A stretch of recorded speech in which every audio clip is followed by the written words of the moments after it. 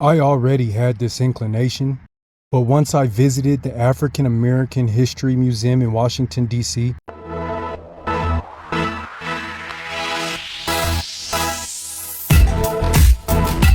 I was convinced that the forefathers of this country, many of whom were Masons, along with the Society of Semitic Jewish, along with the Society of Jesuits, activated long ago a dubious plot and conspiracy against African Americans in which they enslaved and brought to this country for free labor to create a lawless and rebellious spirit in their communities, especially when considering the injustice and corruption of the March for Freedom and desegregation of the 60s, the crack era of the 80s, and the thug era of the 90s, to assist in destroying the constitutional rights and union of the United States, and that this conspiracy was conceived at the inception of the drafting and signing of the Constitution itself, and that it was sealed during the presidency of Abraham Lincoln and his declaration of the Emancipation Proclamation, with a combined effort of many secret societies of America dating back to the forefathers of the United States, but most strategically utilizing its most effective cooperates in bringing this to fruition,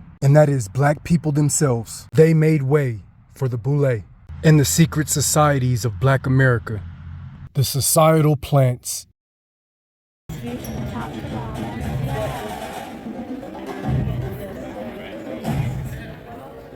This is part 6 of my testimony, in which I've named the Smooth Criminal. So after I saw AT shapeshift, I knew I had to get away from her, and quick. And although I would end up dealing with her again because my pride wanted to know the truth of what was really going on, deep down, I knew that I wanted nothing to do with that girl at the end of the day. She had me in the crosshairs of putting me in the clutches of a predator with my life on the line. I believe that God allowed this to happen to me to teach me several major lessons that I needed to learn. Growing up, I was a major fan of music and hip hop.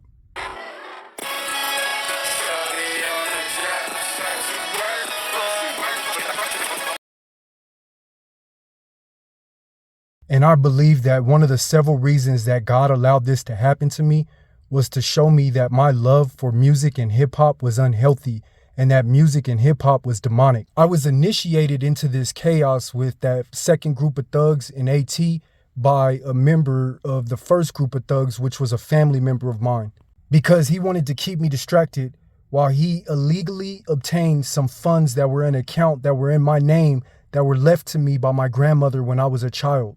So after seeing AT shapeshift and then coming back into contact with her after several months, I would uncover that her and Magic Don Juan took a trip down to New Orleans while I was in Memphis sending her money.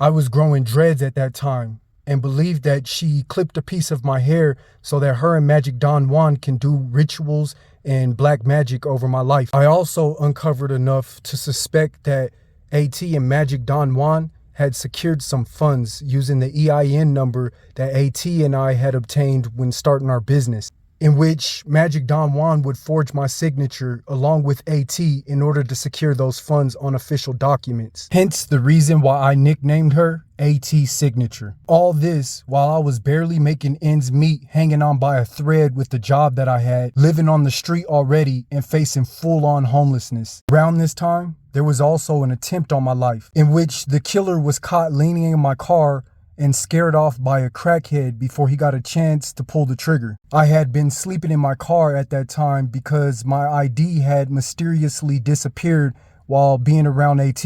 And shortly after that, some sneakers that I had disappeared, in which I suspect that Magic Don Juan tried to frame me for some crimes that he did. I was actually illegally arrested and detained for 24 hours by the police and charged with terroristic threats, which they later dropped after I had paid for a lawyer. I think they only charged me with terroristic threats because they just needed something to justify arresting me. And it was right around this time that I realized that I was up against more than just AT and Magic Don Juan, that either one of them had friends in high places. I used to be him.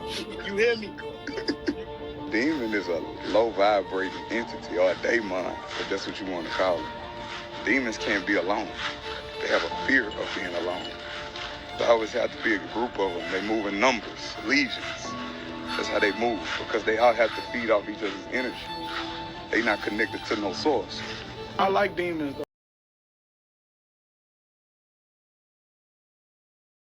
I did actually end up losing that job and being forced into a homeless shelter. And only by the grace of God was I able to escape that and take a job out of town, out of Texas. Needless to say, the hell that I went through was not worth me uncovering the clues that led to this truth. And of course, everybody involved and everyone around me would just say that I was crazy and making things up. But I knew I wasn't. I was a casualty of war and sacrifice for sex, drugs, and rock and roll, or in my case, sex, drugs, and hip hop.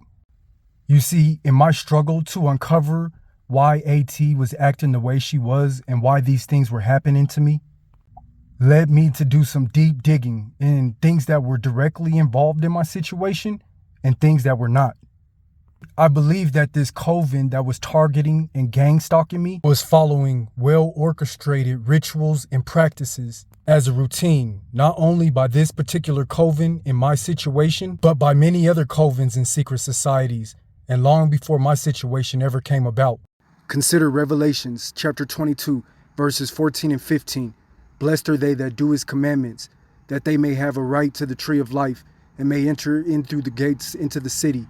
For without are dogs, and sorcerers, and whoremongers, and murderers, and idolaters, and whosoever loveth these things maketh a lie. Because these people who belong to these secret societies and covens took an oath to bring destruction to the sheep people of earth. And since I wasn't a part of their coven, and I refused to be initiated, I was a casualty of war to sex, drugs, and rock and roll.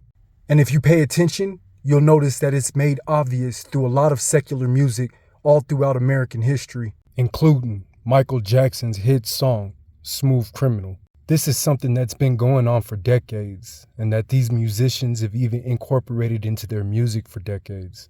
By the way, crescendo is defined as the highest point reached in a progressive increase of intensity, which is also referred to as the climax, which is known in storytelling to always and definitely be followed by a steep drop-off in the storyline. I appreciate all who listen to this point. Stay prayed up, stay blessed. God's holy word is the truth. I encourage you all to study.